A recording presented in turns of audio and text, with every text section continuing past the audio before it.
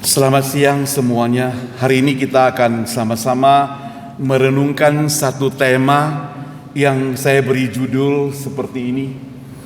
Jika hidup tidak selalu baik-baik saja. Jika hidup tidak selalu baik-baik saja. Timbul pertanyaan seperti ini, kenapa? Karena ada banyak orang berpikir kalau seorang beriman kepada Tuhan, maka hidupnya selalu lancar, sehat, kaya, berhasil, dan sebagainya. Namun Alkitab mengajarkan bahwa orang yang percaya sekalipun juga mengalami kesulitan, penderitaan, mengalami kegagalan, dan juga mengalami pergumulan. Ditinjau dari segi teologianya itu, hal ini berkaitan dengan teologia penderitaan, atau dalam bahasa Inggris disebut theology of suffering, ya. Dan bagaimana Allah memelihara, itu disebut juga providence of God, providensi Allah. Jadi Allah tidak pernah menjanjikan hidup tanpa masalah. Allah juga tidak menjanjikan hidup tanpa persoalan. Allah juga tidak pernah menjanjikan hidup itu tetap sehat. Tapi Ia menjanjikan bahwa Ia akan menyertai kita di tengah masalah, di tengah kesulitan, di tengah persoalan. Ilmu pengetahuan menyelidiki masalah manusia, itu disebut dengan psikologi. Nah, ditinjau dari sudut pandang psikologi, manusia tidak selalu berada dalam kondisi baik-baik saja, karena hidupnya itu dipenuhi dengan tekanan, kehilangan pekerjaan, perubahan kesehatan, ketidakpastian masa depan. Itu membuat manusia takut, manusia gentar, manusia merasa tidak ada pegangan. Bahkan orang yang terlihat sukses sekalipun, dari belakang kalau kita lihat, mungkin dia banyak hutang, mungkin dia tertekan dalam bisnisnya, kita tidak tahu. Di kantor dia menghadapi berbagai persoalan, kita tidak melihatnya. Yang kita lihat dia tampil naik mobil mewah, rumahnya besar. Banyak persoalan yang terjadi. Hari ini kita kadang-kadang merasa iri. Kenapa orang itu begitu gampang mendapatkan uang? Rumahnya banyak, hartanya banyak, mobilnya banyak. Saking banyak rumah, dia tidak betah tinggal di rumah, saudara. Dia tinggalnya di mana? Di penjaranya KPK, saudara. Saudara yang dikasihi Tuhan, hidup manusia tidak selalu baik-baik saja. Kenapa begitu? Karena bagi psikologi dia katakan manusia memiliki batasnya emosi.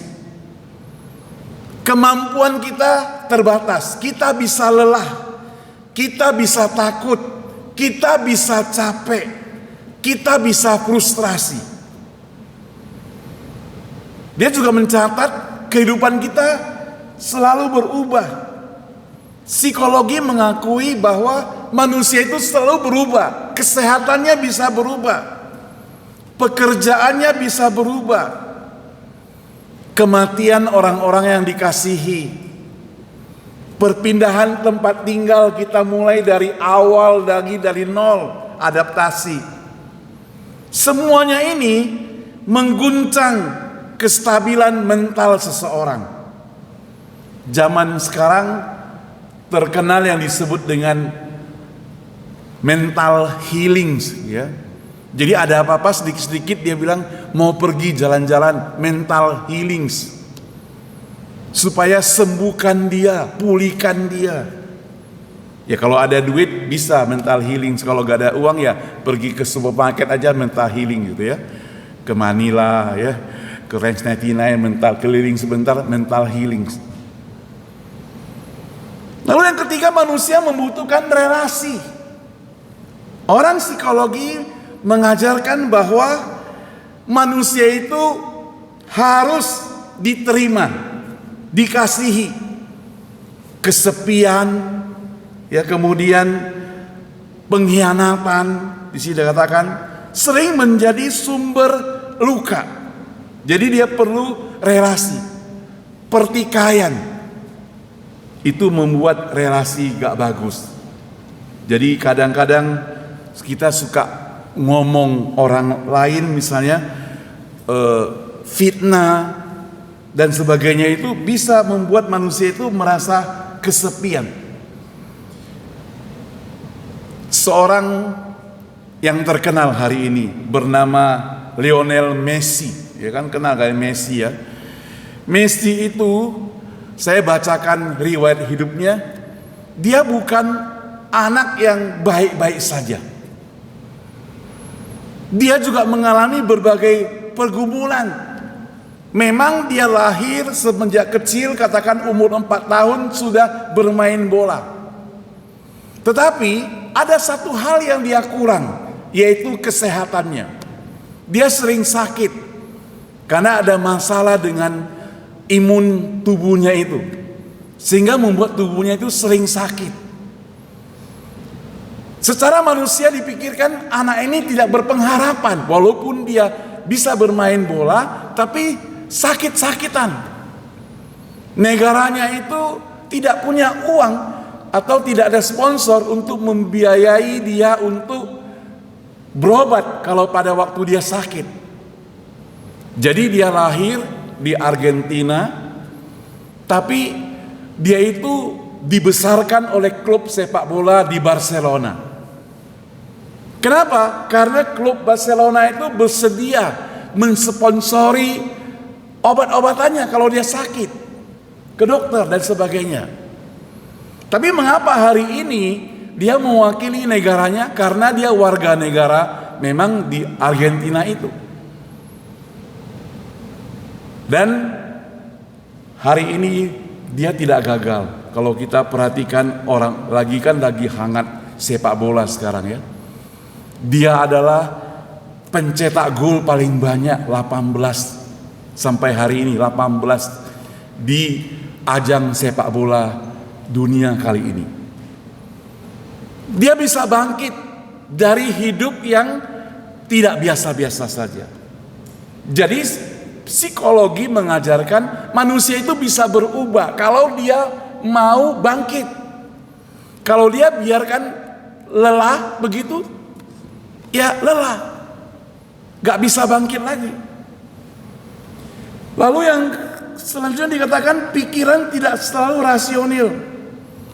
Orang yang hidup tidak biasa-biasa saja hari ini bisa terjadi karena mengkhawatirkan masa depan, menyesal masa lalu. Dia selalu membandingkan dirinya dengan orang lain, merasa tidak cukup baik. Lalu psikologi juga mengajarkan bahwa kita mesti ada kerinduan akan makna hidup itu. Manusia bukan hanya membutuhkan kesenangan atau kesuksesan, tetapi juga makna hidup. Ada seorang mengatakan demikian, setelah umur 50 dia tidak memikirkan uang lagi. Saudara, saya pikir kok kadang-kadang banyak orang yang telat mempersiapkannya. Yang belum umur 50 harus persiapkan demikian. Sebelum 50, setelah dia berumur 50, hidupnya tidak pikirkan lagi masalah uang. Dia sudah pikirkan bagaimana dia boleh menjadi berkat bagi orang lain. Itu berarti kalau kita mendidik anak kita hari ini, karena kita mungkin sudah telat mendidik anak kita hari ini, maka didiklah mereka supaya mereka berjuang keras, maju terus, usaha keras, takut akan Tuhan. Pada waktu 50 engkau sudah jadi berkat bagi orang lain. Oh, pendapat ini sangat berguna, saudara.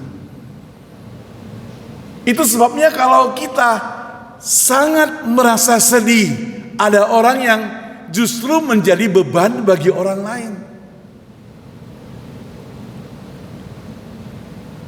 Alkitab dengan jujur mencatat bahwa memang benar hidup tidak selalu baik-baik saja.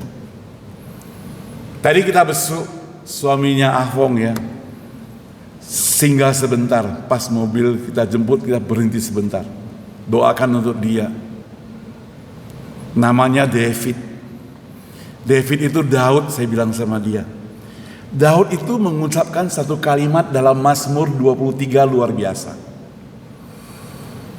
Ayat keempat, sekalipun aku berjalan dalam lembah kekelaman, aku tidak takut bahaya, sebab engkau besertaku.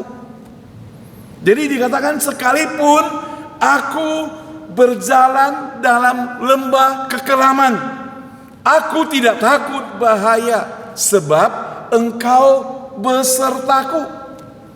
Alkitab ingin mengajarkan kepada kita, Daud ingin mengajarkan kepada kita bahwa hari ini dia yang setia sekali kepada Tuhan pun hidupnya tidak selalu baik-baik saja.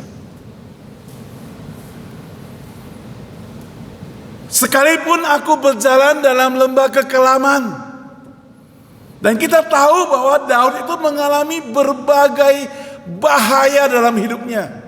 Dia mau dibunuh oleh mertuanya sendiri yang bernama Saul. Dicari sampai di lembah-lembah, sampai ke gunung-gunung, dikejar terus. Itu yang dialami oleh orang yang bernama Daud. Tapi dia katakan, sekalipun aku berjalan dalam lembah kekelaman, aku tidak takut bahaya. Sepertinya dia mau katakan, sekalipun aku hidup tidak baik-baik saja, aku tidak takut.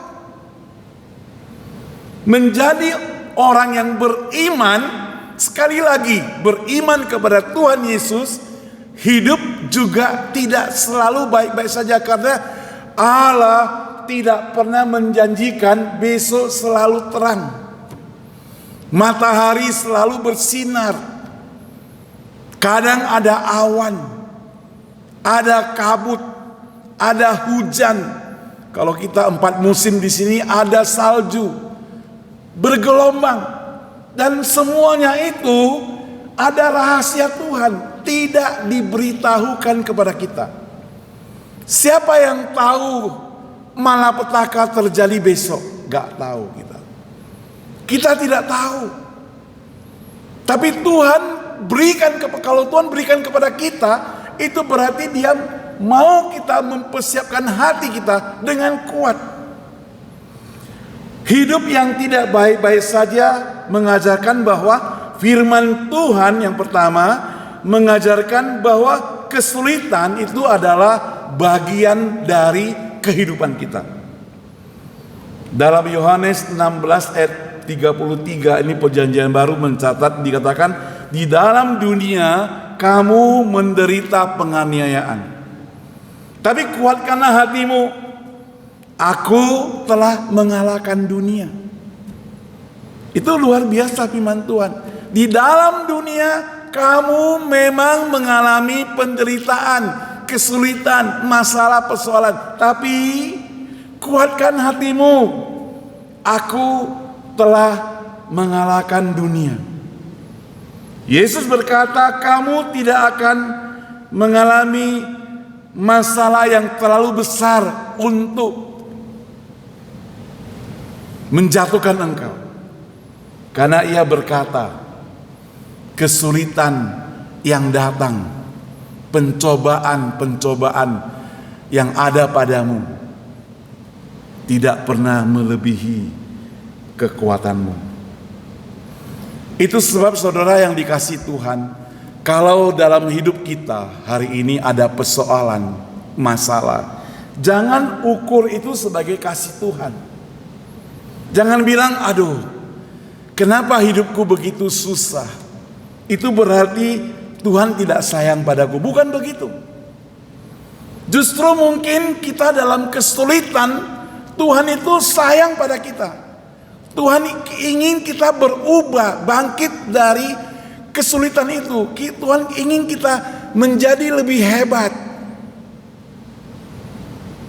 Ketika kita kehilangan pekerjaan, mengalami sakit, menghadapi masalah dalam kehidupan kita, jangan langsung berpikir Tuhan meninggalkan kita. Ada maksud Tuhan. Orang yang kehilangan pekerjaan, kemungkinan Tuhan akan berikan pekerjaan yang lebih baik kepada dia.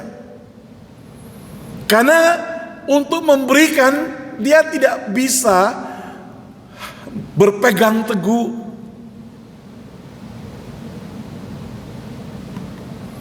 Suatu hari ada seorang anak, dia itu mencuri permen mamanya yang ada di sebuah toples.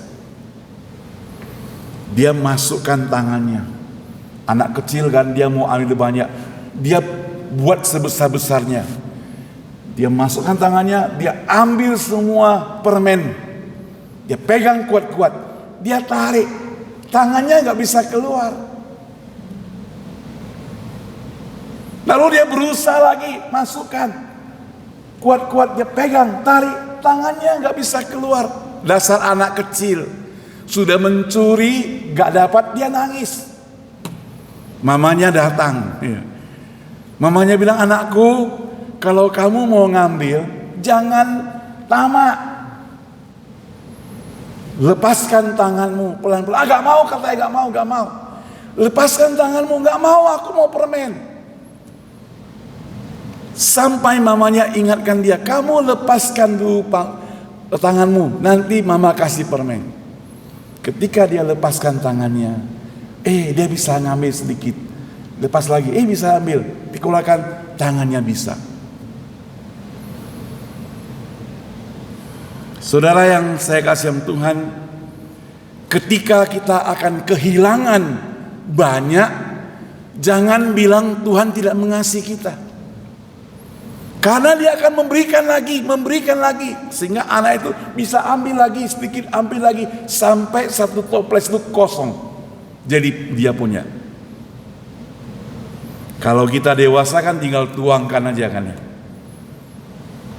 Nah saudara yang dikasih Tuhan, jadi kesulitan bukan pertanda bahwa Allah tidak mengasihi kita. Itu pertanda Allah akan mengajarkan pada kita, akan memberikan kita lebih banyak lagi. Yang kedua, firman Tuhan juga mengajarkan bahwa Tuhan bekerja melalui penderitaan.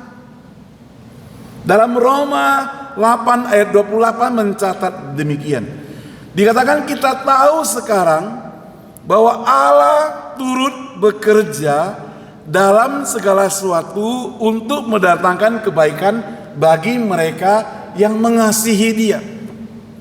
Jadi Allah itu turut bekerja. Bagaimana kita menjelaskan ayat ini?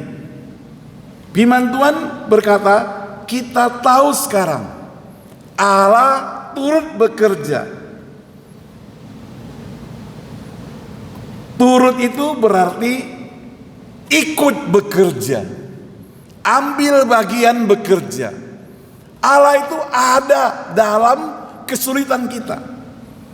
Allah itu ada dalam penderitaan kita. Dalam segala sesuatu yang kita alami, Allah itu ada. Dan satu hal yang firman Tuhan ingatkan, akan mendatangkan kebaikan, akan mendatangkan kebaikan. Jadi kalau dikatakan Allah itu tahu, kata tahu itu berarti mengetahui. Allah itu memahami, Allah itu memiliki keyakinan yang kokoh.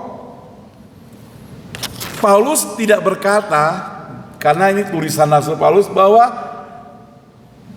berharap Allah tahu, tidak. Tapi dia tahu secara pasti bahwa Allah turut bekerja. Tapi harus ingat, bekerja untuk siapa? Allah bekerja kepada orang-orang yang mengasihi Allah. Jadi kalau kita sedang mengalami persoalan, masalah, kehidupan, pekerjaan dan sebagainya, lalu kita berpikir, lalu kita merenung, kenapa Allah kok tidak menolong kita? Kita merasakan seperti itu. Pertanyaan adalah, apakah engkau tergolong orang yang mengasihi Allah atau bukan? Firman ini berlaku untuk mereka yang mengasihi Allah. Mengasihi Allah itu bukan berarti cinta emosional yang sesaat saja, bukan. Mengasihi Allah itu tidak bisa luntur, tidak boleh luntur. Karena kasih itu harus setia. Kasih itu harus kuat. Kasih itu harus memiliki komitmen, kesetiaan. Jadi sekali lagi, Allah turut bekerja dalam segala masalah, problem, keadaan, bukan untuk semua orang. Ingat, bukan untuk semua orang, tapi bagi mereka yang mengasihinya, yang mengasihi Allah. Coba kita ulangi lagi, sama-sama kita buka. Kalau bisa buka Roma 8:28. Mau baca bersama yuk. Roma 8:28. Roma 8:28. Saya akan pelan-pelan bacakan buat Anda. 8:28. Demikian firman Tuhan.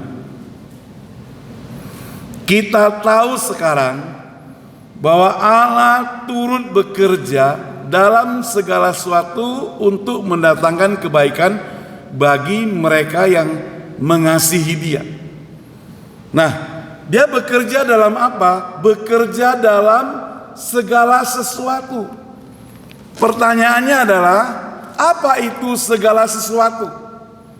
Segala sesuatu itu menjadi penting karena artinya adalah segala sesuatu itu menyangkut keberhasilan kita, itu menyangkut kegagalan kita, itu menyangkut kesehatan kita, itu menyangkut kesakitan kita, itu menyangkut berkat kita, itu menyangkut kehilangan kita, itu menyangkut penderitaan kita, itu menyangkut kegembiraan kita, dan lain-lain. Jadi segala sesuatu artinya dalam segala kehidupan itu, semua hal Allah turut bekerja. Jadi jangan bilang kalau saya sedang makan Allah tidak bekerja. Allah turut bekerja. Saya sedang masak, Allah turut bekerja supaya gak gosong, supaya enak dinikmati, supaya tambo nanti kalau makan. Jadi bisa. Allah turut bekerja.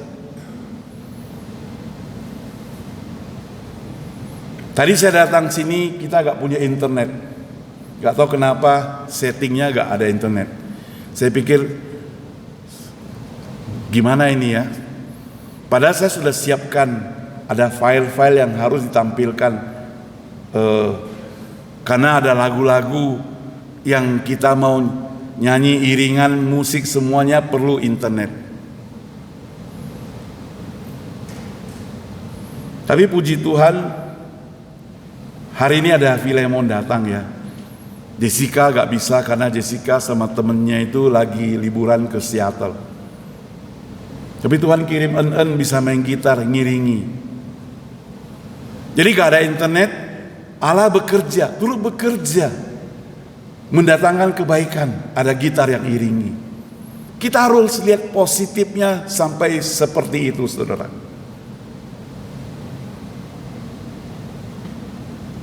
Jadi inilah gambaran dari firman Tuhan yang mengingatkan kita, kalau hidup kita tidak selalu baik-baik saja, tapi Allah bekerja dalam hidup kita ini. Nah, lalu firman Tuhan juga mengingatkan kepada kita, waktu Roma 8:28 itu mengatakan bahwa semua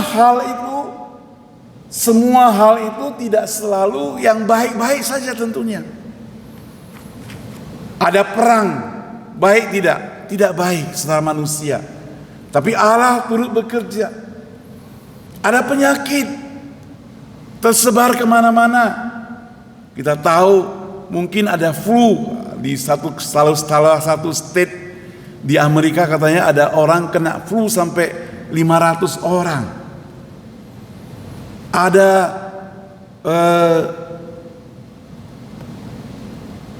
kebakaran. Ya, kemarin saya baca ada berita kebakaran di Indonesia itu. Ada unjuk rasa. Tapi ada orang sedang pesta sepak bola misalnya di Amerika. Ada yang kalah, ada yang menang. Jadi semua hal itu memampukan atau dipakai untuk memampukan bahwa Allah turut bekerja.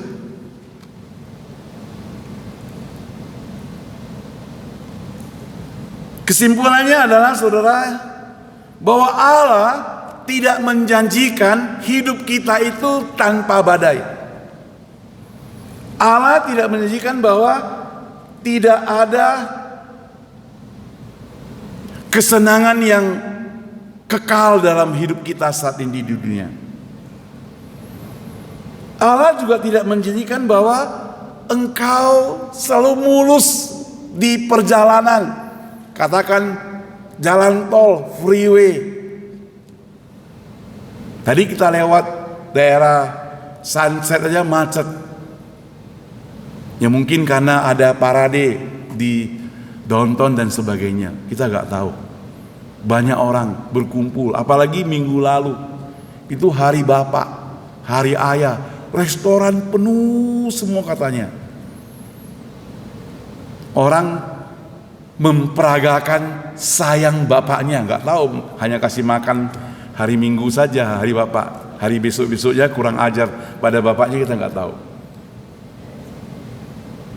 Karena hari Ayah sayang pada ayah sehari tok, mungkin sejam waktu makan, ya. Hari Ibu sayang ibu, hari biasa nggak sayang. Jadi yang jadi ibu, jadi bapak juga hidupnya tidak selalu baik-baik saja. Itu baru anak loh, belum hadapi menantu. Yang punya menantu lebih tahu. Bersyukur dapat menantu yang baik. Ada menantu yang baik? Ada, bukan gak ada. Dibalikkan. Belum lagi hadapi mertua.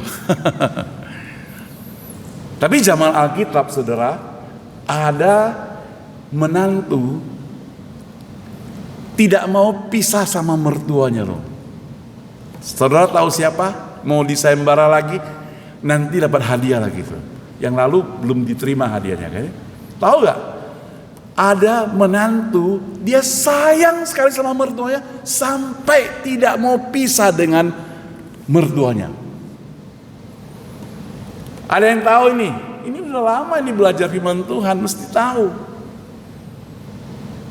Bukan berarti di keluarga itu tidak ada masalah, ada, tapi dia sayang pada mertuanya, tidak mau pisah.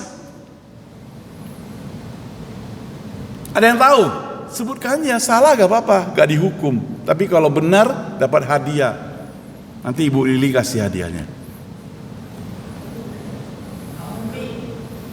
Hah? Ya, Naomi kan, Naomi. Hah?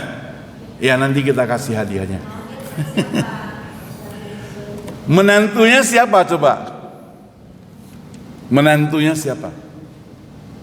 Bisa dapat lebih lengkap lagi. Dia ada 2 menantu. Namanya singkat ya, namanya Ruth dan Orpa. Si Ruth itu dia tidak mau pisah dengan Naomi, mertuanya. Dia bilang, kemana engkau pergi? Ke situ juga aku pergi. Kalau mertuanya jahat, kamu pergilah. Bila perlu gak usah lagi balik. Tapi ini mertuanya baik, kemanapun engkau pergi, aku ikut. Bukan berarti si Ruth itu tidak bisa berdikari, bisa walaupun dia janda, tapi dia bisa berdikari, cantik kok orangnya. Buktinya dia hanya ambil jerami sebentar, ada orang yang meminang dia gitu. Namanya Boas.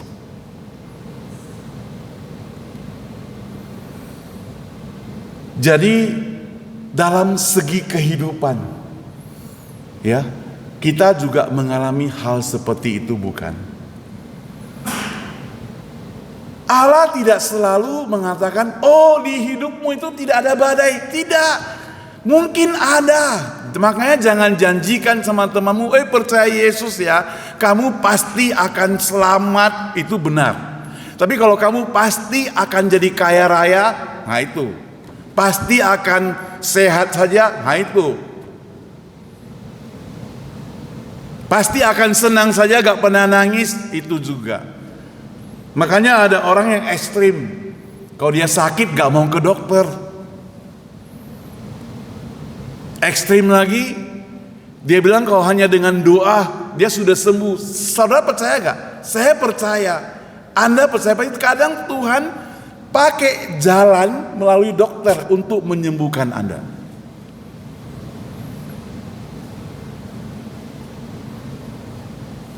Justru di dalam kitab Yakobus itu mengajarkan, dikatakan anggaplah seperti suatu kebahagiaan apabila kamu jatuh dalam berbagai pencobaan.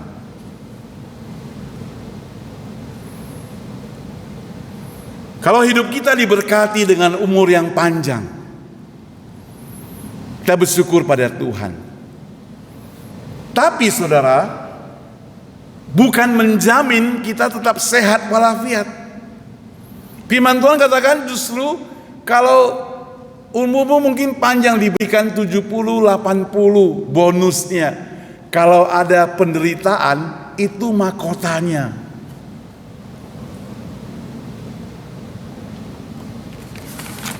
Ya tapi kalau kita doa Tuhan supaya Tuhan berikan kekuatan kita lah, bukan kita mau jauhkan itu ya. Tuhan berikan kekuatan pada kita. Makanya kita jangan bertanya lagi kepada Tuhan hari ini. Kalau di dalam hidup kita itu ada persoalan, jangan tanya mengapa ini terjadi.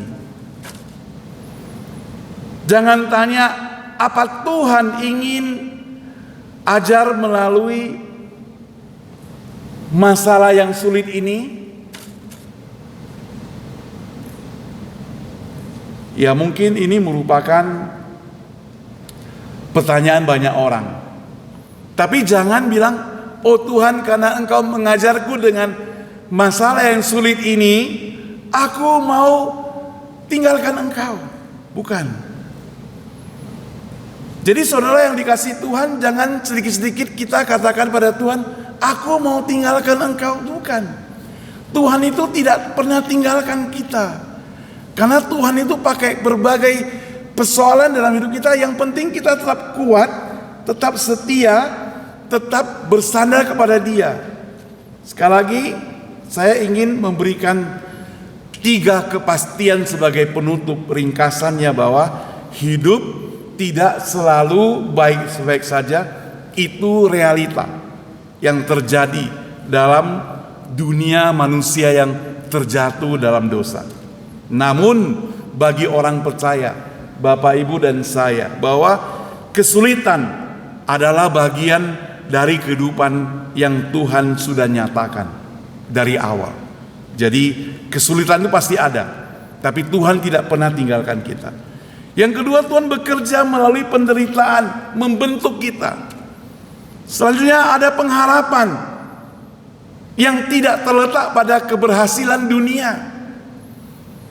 Kita bisa melihat orang berhasil secara dunia, tapi kita mau berhasil secara Tuhan. Itu sebabnya orang dunia hanya melihat cien, cuan, lui, money, uang, ya, duit gitu ya.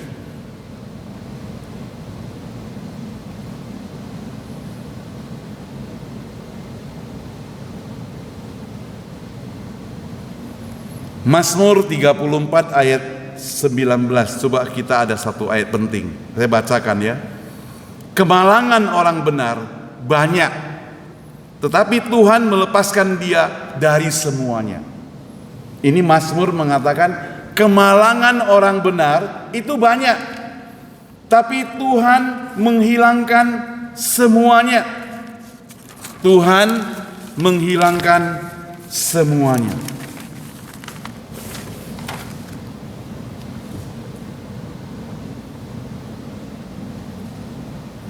Ada sebuah ilustrasi sebagai penutup.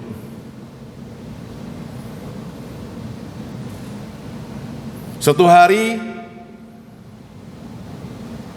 di dalam kehidupan manusia, ya, orang itu berkata, banyak orang hidup itu seolah-olah sedang naik kereta api dan berjalan dalam perjalanan yang tidak mulus. Tapi karena relnya itu bagus, maka jadinya mulus. Mereka berharap bahwa ingin seperti naik kereta api, cuaca yang selalu cerah, pandangan yang selalu indah, tidak ada gangguan dalam perjalanan, tidak ada lampu merah, tidak ada macet, tidak ada stopan. Bahkan kalau ada bus atau mobil yang berani menutup rel kereta api, ditabrak saja gitu.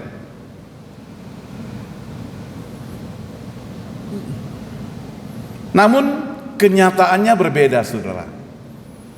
Kereta api itu kalau yang naik bat datang gitu, ada yang masuk ke terowongan yang gelap, tiba-tiba tidak bisa melihat apa-apa.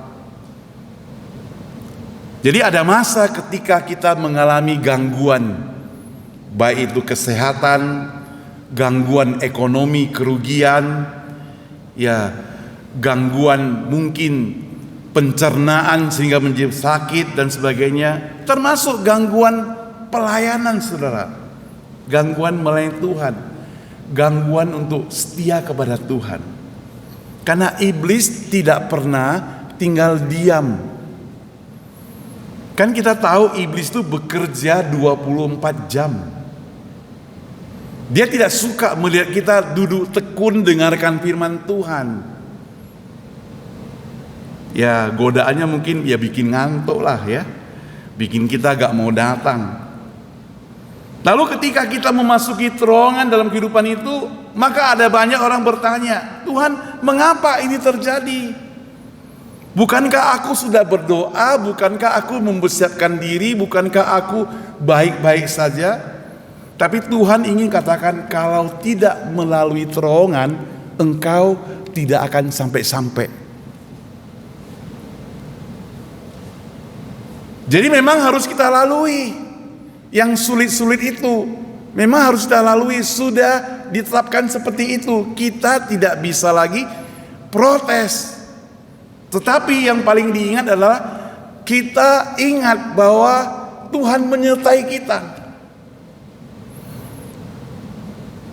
Kita bersandar pada Dia. Saudara, sebenarnya iman kita itu sangat kuat.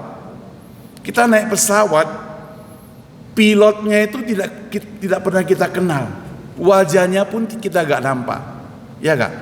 Tapi kita percayakan seluruh hidup kita itu di pesawat itu, dikemudi oleh pilot. Kita percaya dia bawa. Percaya penuh. Itu menyangkut hidup dan mati, saudara. Kita percaya penuh. Apalagi Tuhan Allah kita yang begitu berkuasa. Dia mau kemudi hidup kita. Masihkah kita tidak mau serahkan hidup kita kepada Dia? Walaupun hidup kita tidak selalu senang, ada sulitnya, ada persoalannya, tapi Tuhan tidak pernah berhenti sejenak tinggalkan kita. Lalai, tidak pernah lalai. Mari kita berdoa. Bapa di surga, kami berterima kasih kepadamu Tuhan, karena pada hari ini kami boleh merenungkan satu kenyataan bahwa hidup kami tidak selalu baik-baik saja di dunia ini. Tetapi di dalam hidup yang tidak baik-baik saja ini, ada Tuhan Allah yang baik, yang sanggup memelihara kami, yang sanggup menjaga kami, yang sanggup menolong kami, yang sanggup memantau kami 24 jam penuh. Tuhan, biarlah kami bersandar kepadamu saja. Ketika ada hal yang tidak baik terjadi, Tuhan, biar kami tetap setia kepadamu. Bahkan ketika ada hal-hal yang baik yang terjadi, Tuhan, ajar kami bersyukur kepadamu. Dalam nama Tuhan Yesus kami berdoa. Amin.